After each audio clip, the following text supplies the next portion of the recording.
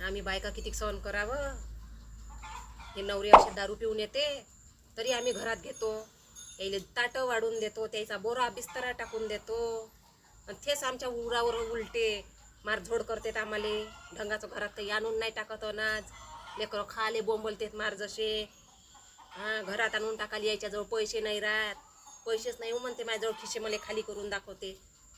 लेकरा बायकोले तजवते आणि दारू प्यायला लागस तर मस्त पैसा भेटते ह्या माणसाईले. काय करावं मा, असं फुटकं नशीब निघालं माय आलं तर कोणाला दोष देऊ आता.